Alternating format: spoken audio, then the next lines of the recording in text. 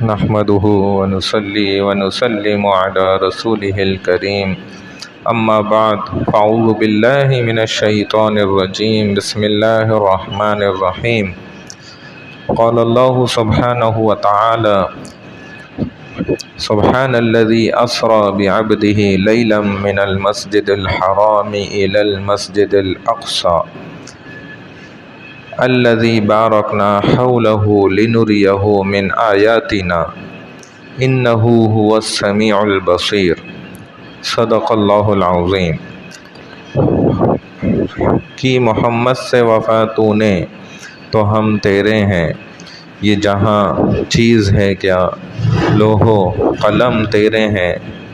وہ نبیوں میں نبی ایسے امام الانبیاء ٹھہرے، رحمتوں میں رحمت ایسے کہ محبوب کبریا ٹھہرے۔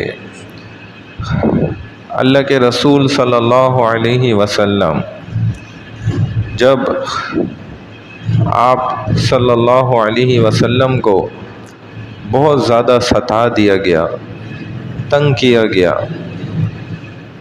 حالانکہ آپ اس کائنات کے لیے رحمت بن کر آئے، لیکن اس زمانے کے بہت سے لوگوں نے، کفار نے، یہود و نصارہ، منافقین، قریش کے بڑے بڑے سردار، مکہ کے بڑے بڑے سردار، طائف کے بڑے بڑے سردار، جنہوں نے رسول اللہ صلی اللہ علیہ وسلم کے پیچھے بچوں کو لگا دیا اور وہ پتھر مارتے گئے، اور نبی علیہ السلام بہت شدید زخمی ہوئے اور خون لہو آپ کا بہہ گیا۔ اما عائشہ رضی اللہ تعالی عنہ آپ کی حالت دیکھتی، حضرت فاطمہ رضی اللہ تعالی عنہ فرماتی جب دیکھتی آپ کی داڑھی مبارک پہ مٹی لگی ہوئی ہے، آلودہ ہو رہی ہے، آپ کی حالت پہ ترس کھاتی اور کہتی کہ ابا جان آپ تو وہ نبی ہیں، اللہ نے آپ کو کیسا مقام دیا ہے، آپ وجہ کائنات، اور ایسا سلوک آپ کے ساتھ کیا جاتا ہے۔ تو یہی فرمایا کرتے تھے کہ میں برداشت کروں گا اور ممکن ہے کہ ان کی نسلوں میں کوئی ہدایت پا جائے، لیکن بہرحال رسول صلی اللہ علیہ وسلم بھی انسان تھے، بشر تھے۔ ایک وقت ایسا بھی آ گیا آپ پر کہ آپ بھی بڑے دل برداشتہ ہوئے۔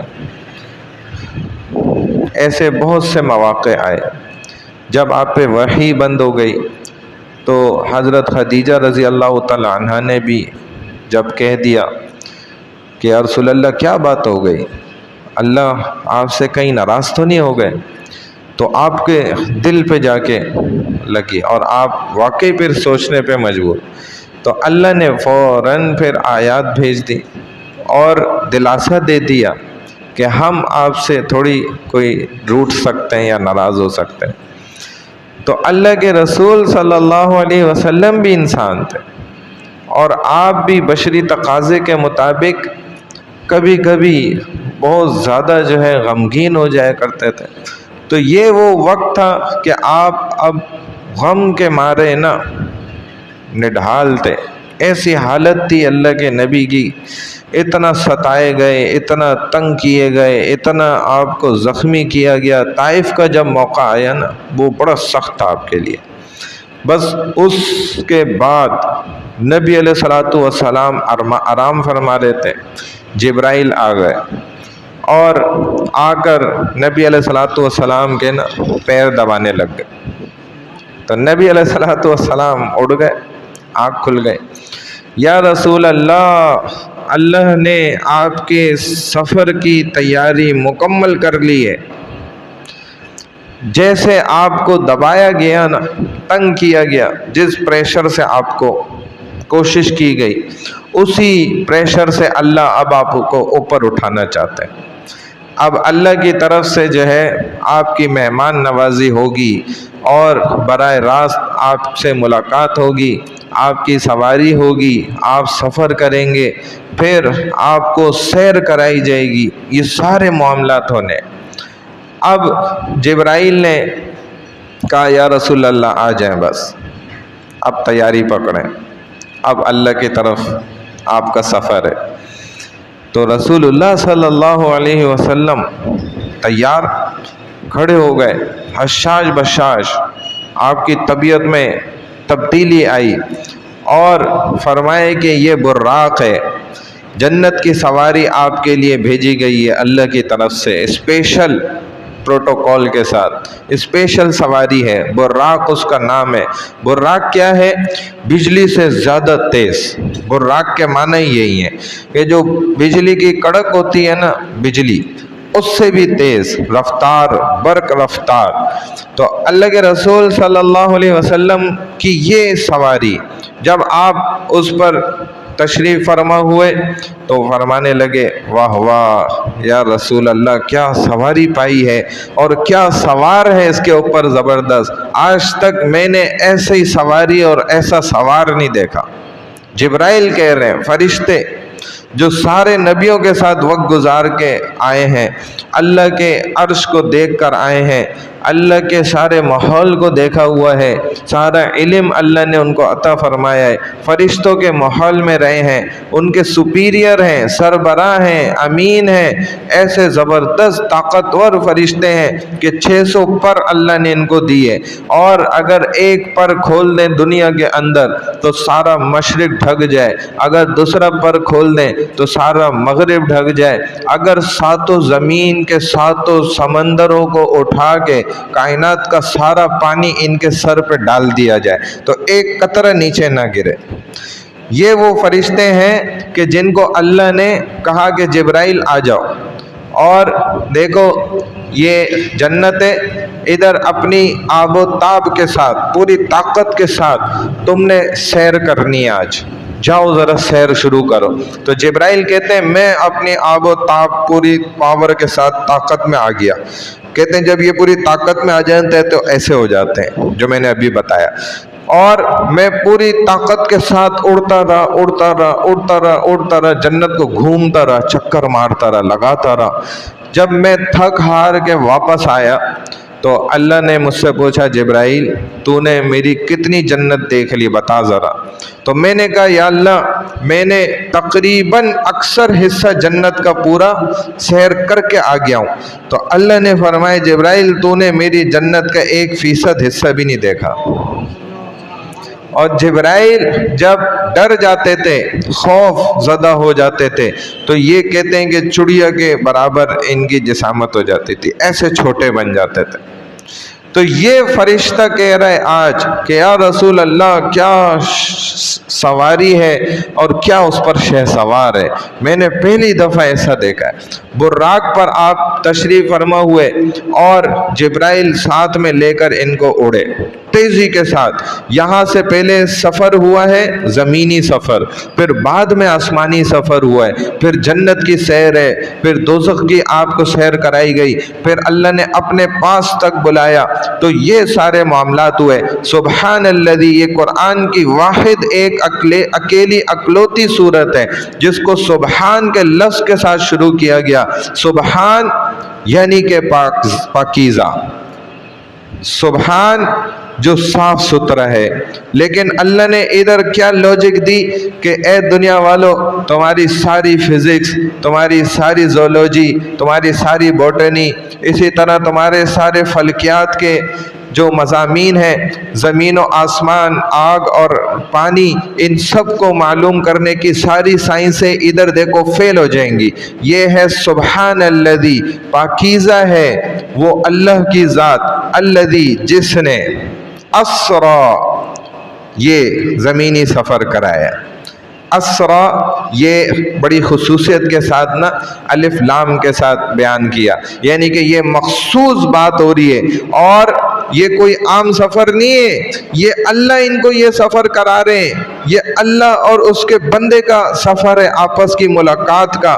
کوئی کسی اگر وزیر اعظم کا خط آ جائے، اس کی طرف سے کوئی اسپیشل پروٹوکول، کوئی ٹیم آ جائے، بھائی فلانے صاحب آپ کو جو ہے نا صدر صاحب نے بلایا، ان سے ملاقات ہے، وہ آپ کے فلانے عمل سے بہت خوش ہو گئے، اب ان سے آپ کی ملاقات رکھی گئی، تو یہ کیسے اب اسی سوچ میں وقت گزارے گا، اور اللہ نے اپنے رسول کو اچانک بلایا، سو رہے، اور جبرائیل جا کے پیر دبا کے اٹھایا، یا رسول اللہ بس اڑ جائیں، اب بس ہو گئے، جتنا آپ کو دبایا اور تنگ کیا نا، اب اتنا اونچا اللہ آپ کو اٹھائیں گے، اڑائیں گے ہواؤں میں، ایسا اڑائیں گے ساری سائنس فیل ہو جائے گی، ساری دنیا والے ادھر فیل ہو جائیں گے، تو اب جبرائیل لے کر چل لیں تیزی کے ساتھ، اور ایک جگہ پہ اتار دیا اور کہا کہ یا رسول اللہ ادھر رکیں، تو نبی علیہ السلام اترے، آپ نے 2 رکعت نفل پڑھے وہاں، تو پوچھا کہ بھائی یہ کون سی جگہ ہے؟ تو فرمائے کہ یہ فلانے وہ نبی تھے، ان کے جو ہے نا یہاں پر جو ہے گزر ہوا تھا، تو یہ ایک مخصوص جگہ تھی، جبرائیل تو جانتے ہیں سارے نبیوں کے ساتھ رہے، پھر ایک اور دوبارہ لے کر ان کو اڑے، اسی سواری پہ آگے بڑھے، تو نبی علیہ السلام کو بیت المقدس تک پہنچانا تھا، اس سے تھوڑا پہلے نا آپ کو بڑی تیز خوشبو آئی، ادھر ہی جبرائیل نے اتارا بھی، تو ادھر بھی 2 رکعت نفل پڑھے، پوچھے یہ خوشبو کیسی آ رہی ہے، ایسی تیز خوشبو، زبردست جنت والی خوشبو؟ تو فرمایا جبرائیل نے کہ ادھر حضرت آسیہ کی ہڈیاں دفن ہوئی تھیں، جب ان کو فرعون نے کڑھائی کے اندر ابلتے ہوئے تیل میں بچیوں سمیت الٹے منہ ڈالا تھا، پھینکا تھا۔ ایسا زبردست دل خراش واقعہ ہے، میرا بھی وہ مضمون تو نہیں ہے، لیکن میں چلو آ گیا تو سنا دیتا ہوں کہ فرعون کی محبوبہ عاشقہ تھی یہ آسیہ، اور اس پر عاشق تھا فرعون، اس سے اس کی 2 بیٹیاں تھیں اپنی ذاتی، اور آسیہ جو ہے یہ موسیٰ علیہ السلام پر ایمان لے آئی، کیونکہ اللہ جس کو ہدایت دے دے، جس کا دل اللہ موڑ دے تو وہ متوجہ ہو جاتا ہے۔ موسیٰ علیہ السلام پہ ایمان لے، اس کو پتہ چل گیا، اب کہنے لگا کہ بھئی ایمان سے پھر جاؤ، موسیٰ پر ایمان نہیں لاؤ، تم میری بیوی ہو فرعون کی، میں بادشاہ ہوں اور میں اصل رب ہوں۔ اس نے سب سے پہلا دعویٰ کیا، انا ربکم الاعلی، میں سب سے اعلیٰ رب ہوں، میں پالتا ہوں، دیکھو میں کسی کو مارنا چاہوں تو مارتا ہوں، میں جو کرنا چاہوں کرتا ہوں۔ تو موسیٰ علیہ السلام نے بولا کہ یہ مرا ہوا ہے، اس کو زندہ کر ذرا۔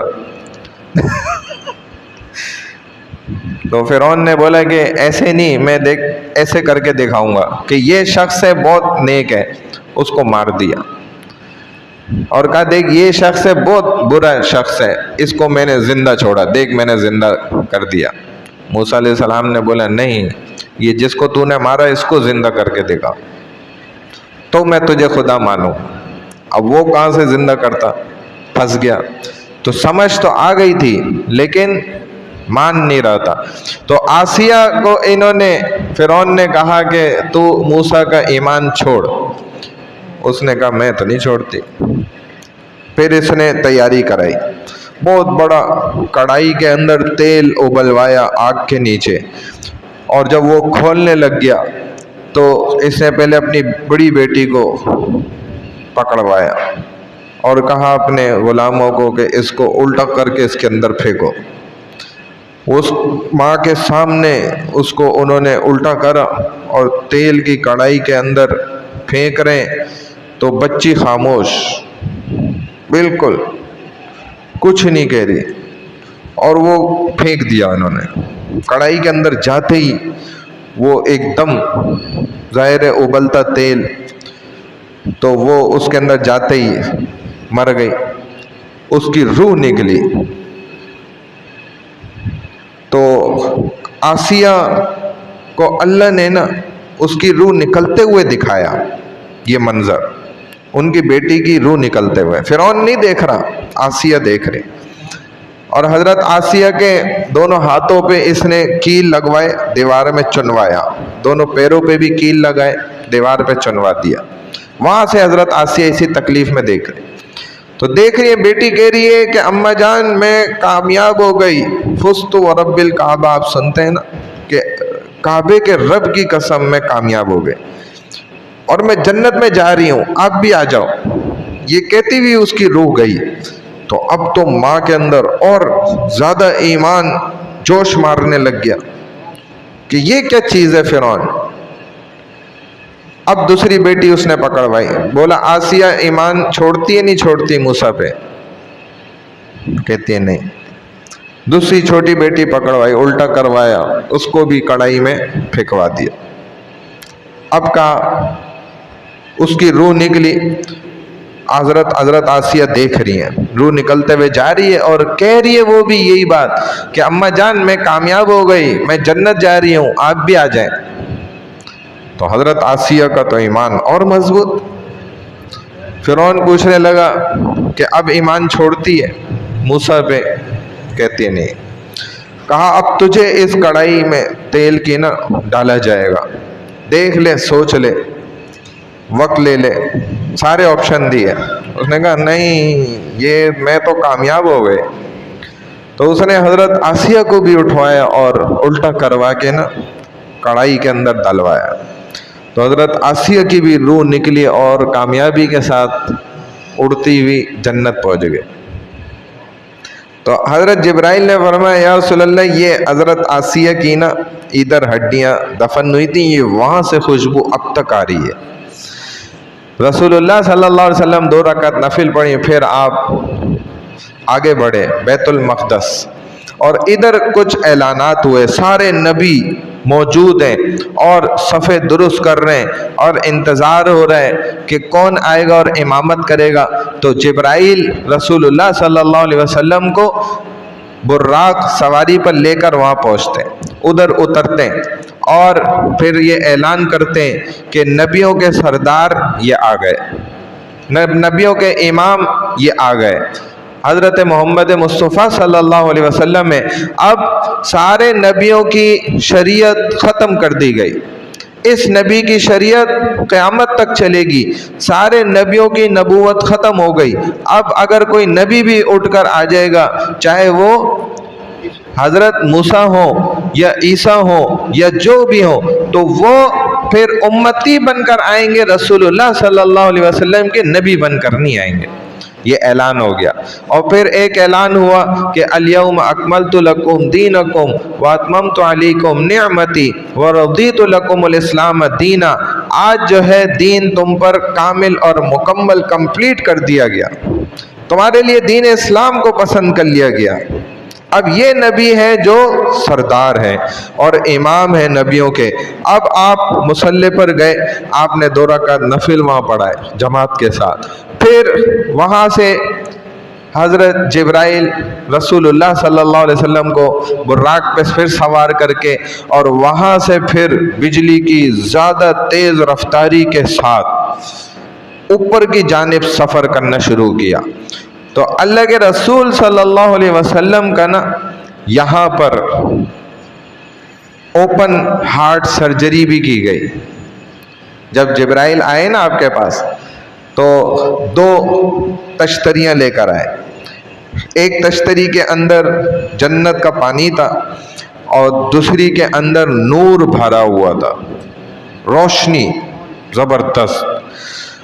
تو کیا کیا کہ یہاں سے سینہ کاٹا پورا، اور کاٹتے ہی نا ایک قطرہ بھی خون کا نیچے نہیں نکلا، ایک قطرہ بھی نہیں گرا۔ اللہ نے ایسا نظام جوڑا ماشاءاللہ۔ اور پھر رسول اللہ صلی اللہ علیہ وسلم کا دل یوں نکالا باہر، اور نبی علیہ الصلوۃ والسلام خود دیکھ رہے، کوئی تکلیف نہیں ہے، کوئی پریشانی نہیں، یوں دل نکالا اور پھر اس تشتری کے اندر جو جنت کا پانی تھا اس میں ایسے ایسے گھمایا، اچھی طرح دھویا، پھر اس کو اٹھا کے ایسے پھاڑا، دل کو چیرا، ایسے 2 ٹکڑے، جیسے آپ سیب کو توڑ لیتے ہیں نا 2 ٹکڑے، ایسے کرا، پھر دھویا اندر سے بھی، پھر دوسری تشتری جس میں نور تھا وہ سارا نور اٹھایا اور دل کے اندر جمع کرا، بھرا سارا، اور بھر کے پھر دل کو ایسے بند کیا اور واپس ایسے لگایا تو سارے رگیں وغیرہ خود جڑ گئیں۔ پھر یہ سینہ ایسے قریب کرا، جوڑا تو یہ خود جڑ گیا اور ایک نشان بھی نہیں ادھر آیا۔ تو یہ اوپن سرجری ہارٹ کی تو ہم مسلمانوں کی یہ دنیا میں پہلی دفعہ یہ ہوا ہے، اور اس علم کے اندر مسلمانوں کو آگے بڑھنا چاہیے تھا۔ یہ اپنی تحقیقات کرتے اور یہ نکال لیتے، کیونکہ رسول سب دے کر چلے گئے۔ یہ تو ہماری کوتاہیوں کی وجہ سے ہم پیچھے رہے، اب اگلے آگے بڑھ گئے، انہوں نے نکال کے سیکھ کر کر لیا سارا۔ اور ہمارے رسول صلی اللہ علیہ وسلم نے 600 بٹا پر کلومیٹر کے حساب سے تیز رفتاری کے ساتھ اس براق سواری پہ سفر کیا۔ تو یہ تیز رفتاری بھی رسول اللہ صلی اللہ علیہ وسلم نے انٹروڈیوس کرائی، آپ نے پیش کیا کہ دیکھو اس رفتار کے ساتھ بھی تمہاری سواریاں، تمہاری ٹرینیں، تمہارے جہاز، یہ گاڑیاں سب چل سکتی ہیں۔ پھر خلا کا سفر، یہ ہمارے نبی صلی اللہ علیہ وسلم نے پہلی دفعہ کر کے دکھایا۔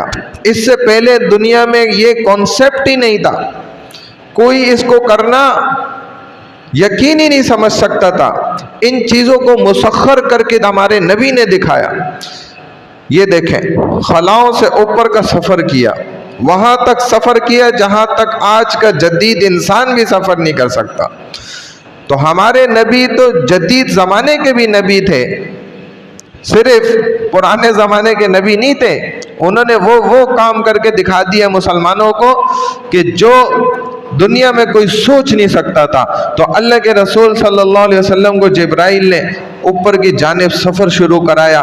چلیں یا رسول اللہ، جتنا آپ کو زیادہ دبایا گیا تھا اب اوپر کو اتنا ہی آپ نے چلنا ہے۔ اور پھر یہ پہلے آسمان پہ پہنچے، حضرت عیسیٰ علیہ السلام مرحبا مرحبا یا نبی یا بنی، میرے محبوب آ گئے، میرے بھائی آ گئے، میرے نبی بھائی آ گئے۔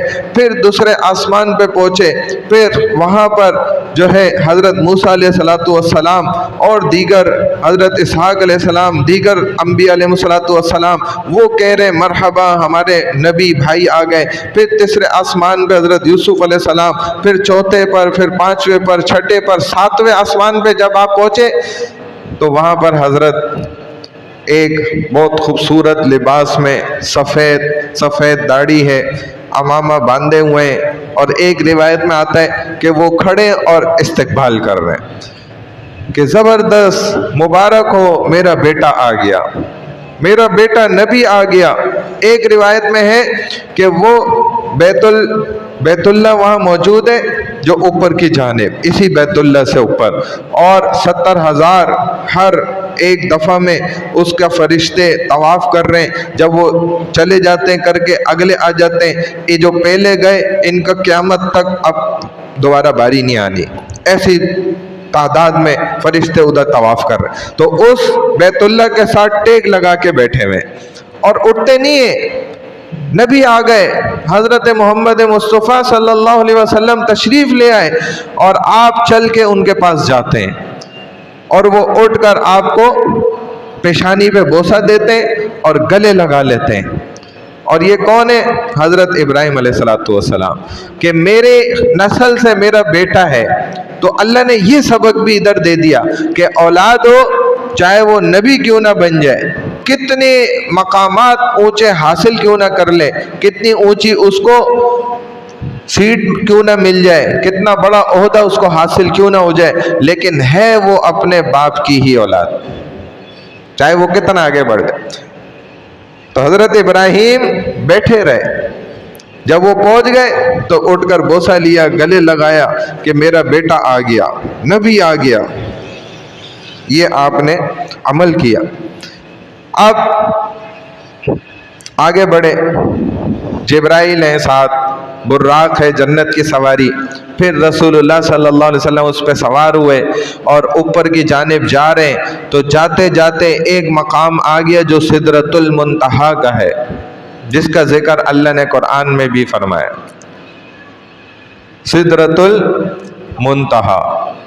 فرمائے جبرائیل نے کہ یا رسول اللہ، میرا تو آخری اسٹیشن آ گیا، میرا تو آخری مقام آ گیا، اے اللہ کے رسول، میری ڈیوٹی بس ادھر ہی تک کی تھی، میں نے آپ کو یہاں تک پہنچانا تھا، اس سے آگے کا آپ کا معاملہ ہے، رب کا معاملہ ہے، یہ میری حد ہے۔ اے اللہ کے رسول، میں جبرائیل بھی اب اس حد سے آگے نہیں بڑھ سکتا، اگر میں آگے جاؤں گا تو میرے پر جلنے لگ جائیں گے، میں تو بھزم ہو جاؤں گا، ختم ہو جاؤں گا۔ اللہ نے میری حدود رکھی ہیں، تو یہاں سے آگے اے اللہ کے رسول میرا آپ کا ساتھ ختم ہوتا ہے، اب آپ نے آگے جانا ہے۔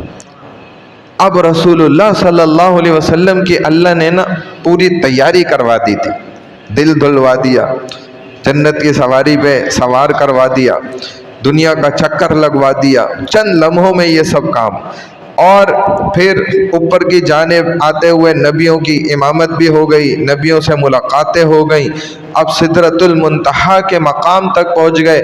اب جبرائیل یہاں سے آپ کا ساتھ چھوڑ رہے ہیں، آگے نہیں بڑھ لے، اب رسول اللہ صلی اللہ علیہ وسلم خود آگے بڑھ لیں اور دیکھ رہے ہیں آپ کو ایک نور پھوٹتا ہوا نظر آ رہا ہے، اس نور کو دیکھتے دیکھتے دیکھتے دیکھتے اللہ کے رسول صلی اللہ علیہ وسلم آگے بڑھتے چلے جا رہے ہیں، سدرۃ المنتہا کا مقام گزر گیا، پھر آگے وہ اللہ کا عرش کا کرسی کا مقام آ گیا، پھر اس سے آگے بڑھ گئے، اللہ کا عرش ختم ہو رہا ہے اور یہ نور آپ کو کھینچتا ہوا آگے لے کر آتا چلا جا رہا ہے، اور حدیث میں آتا ہے کہ اللہ کے اور بندے کے درمیان 70,000 پردے ڈلے ہوئے ہیں۔ اب یہ 70,000 پردے آپ کو نظر آنے لگ گئے، اور وہ پردے ایک ایک کر کے اٹھنا شروع، ایک پردہ اٹھ رہا ہے، پھر دوسرا، پھر تیسرا، پھر چوتھا، پھر پانچواں، 70,000 کے 70,000 پردے اللہ کے رسول صلی اللہ علیہ وسلم نور پھوٹتا دیکھتے آگے بڑھتے چلے جا رہے ہیں، اور یہ 70,000 کے 70,000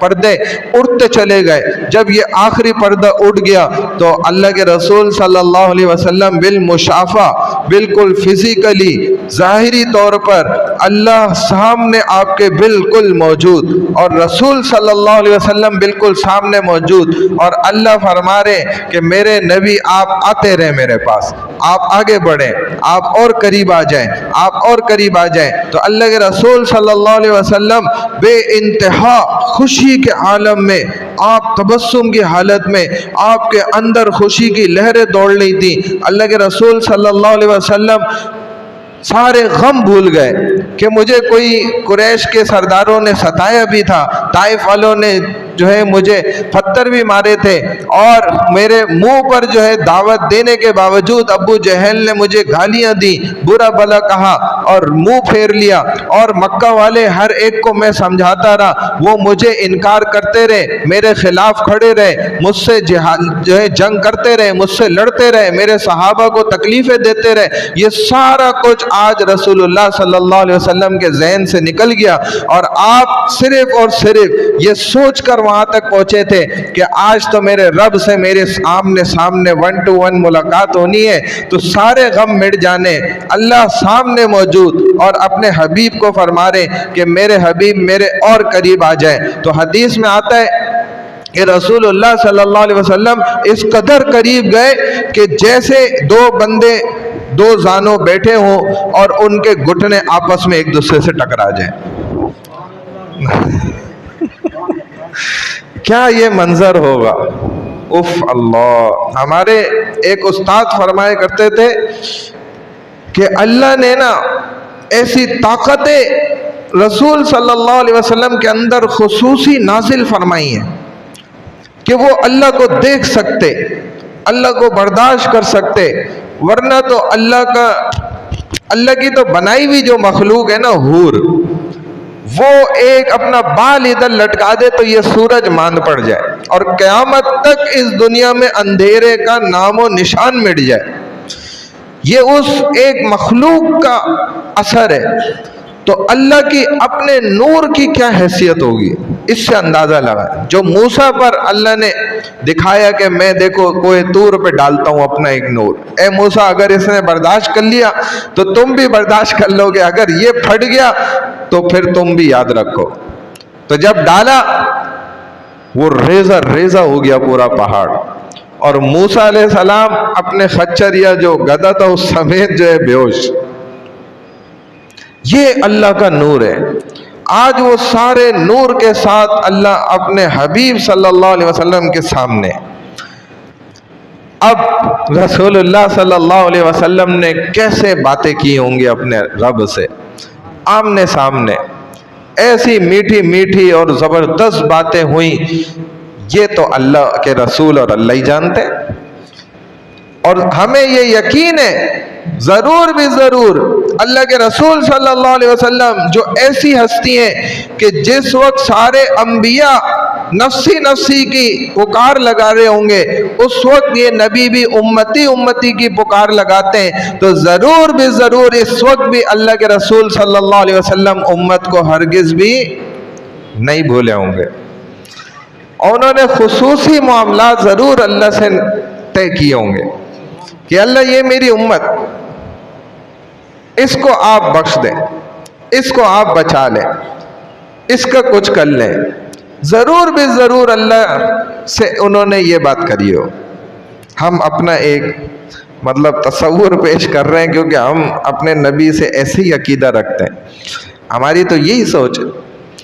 پھر اللہ نے اپنے نبی پاک صلی اللہ علیہ وسلم کو اس قدر خوش کر دیا اور پھر آگے کے سفر کے لیے بھیجا کہ اب جائیں اے ہمارے حبیب، آپ کو جنت کی سیر کرائی جائے گی، آپ کو جنت کے سارے معاملات اور حالات دکھائے جائیں گے، کون لوگ اس کے اندر پہنچیں گے، اور آپ کو جہنم بھی دکھائی جائے گی کہ اس کے کیا معاملات ہیں، کیا حالات ہیں، اور کون لوگ اس کے اندر داخل ہوں گے۔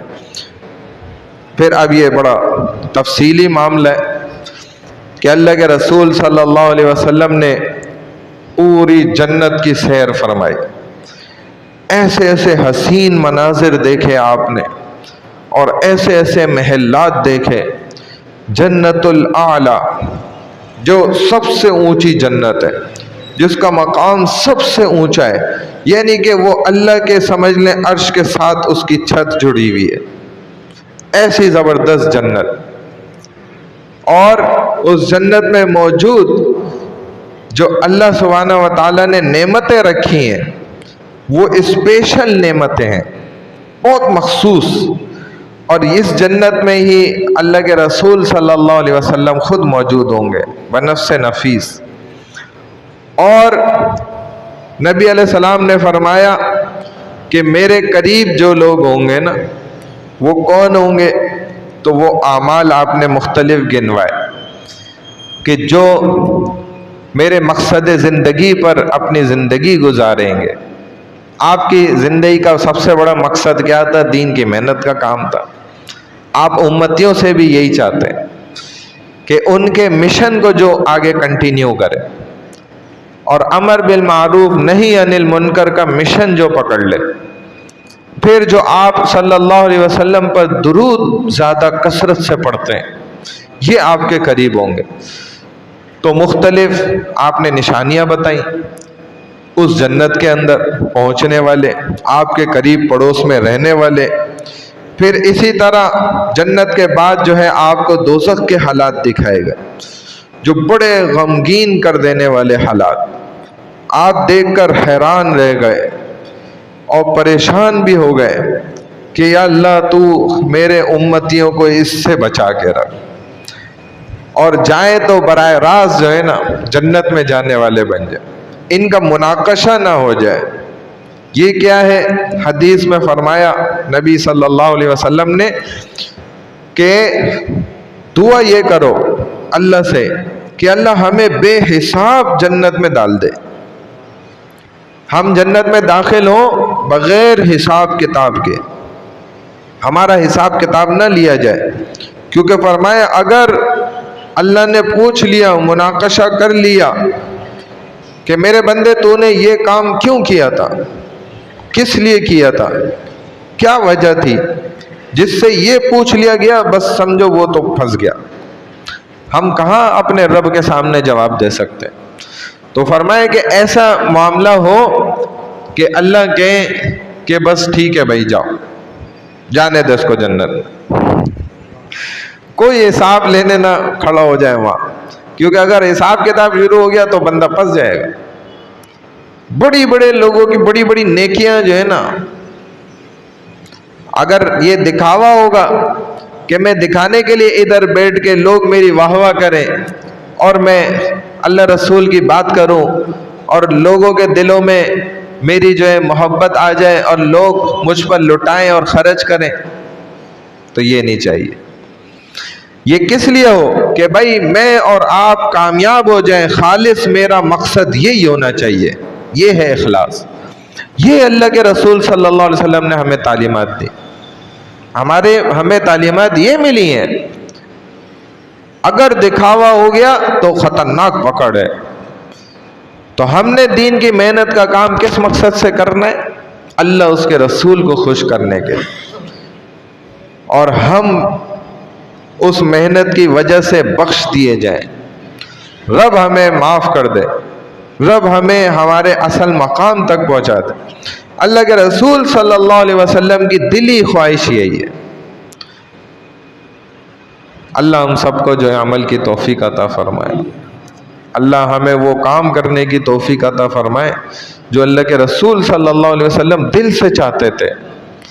ٹھیک ہے نا بھائی؟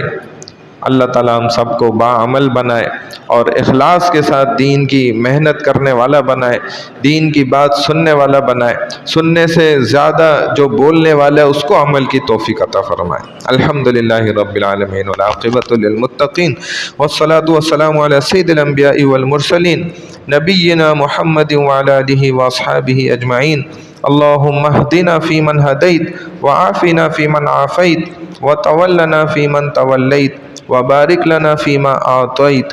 اللہم حبب الینا الاسلام، اللہم حبب الینا القرآن، اللہم حبب الینا الایمان وزینہ فی قلوبنا وکرہ الینا الکفر والفسوق والعصیان، اللہم اجعلنا من الراشدین یا ارحم الراحمین۔ ہم سب کے تمام گناہوں کو اپنے فضل و کرم سے معاف فرما دیجئے یا اللہ۔ رسول اللہ صلی اللہ علیہ وسلم والی محنت پر ہم سب کو لگنے کی توفیق عطا فرما دیں یا اللہ۔ رسول اللہ صلی اللہ علیہ وسلم نے جس طرح اس امت کے لیے اللہ دعائیں مانگی ہیں، اس امت کے لیے اپنے اندر بے چینی پیدا کی ہے یا اللہ، وہی بے چینی، وہی فکر یا اللہ، وہی دعائیں ہمیں بھی کرنے کی توفیق عطا فرما، اور یا اللہ ان تمام پر ہم سب کو عمل کرنے کی بھی توفیق عطا فرما یا اللہ۔ رسول اللہ صلی اللہ علیہ وسلم کی زندگی کو پڑھنے کی توفیق عطا فرما، رسول اللہ صلی اللہ علیہ وسلم کی سنتوں کو یا اللہ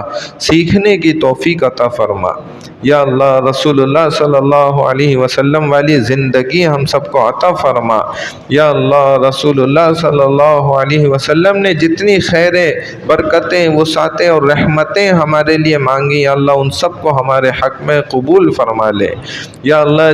جن آپ نے برائیوں سے، مصائب سے، مشکلات سے اپنے لیے اور ہم امتیوں کے لیے اللہ پناہ چاہیے، ہم سب کو ان سے محفوظ فرما دیجئے یا اللہ۔ رسول اللہ صلی اللہ علیہ وسلم کا پڑوس نصیب فرما، جنت الفردوس میں اعلیٰ مقام نصیب فرما یا اللہ۔ ہمیں بھی اپنا دیدار نصیب فرما یا اللہ، اپنی محبت نصیب فرما یا اللہ، اپنے احکامات پر چلنے کی توفیق عطا فرما یا اللہ۔ برائی کے راستے سے ہم سب کی حفاظت فرما دے یا اللہ، نیکی کے راستے پہ چلنا خوب آسان فرما دے یا اللہ۔ ہم سے جتنی خطائیں، لغزشیں، کوتاہیاں اب تک سرزد ہو گئے، ان سب پر یا اللہ ہم سب کو معاف فرما دیجئے۔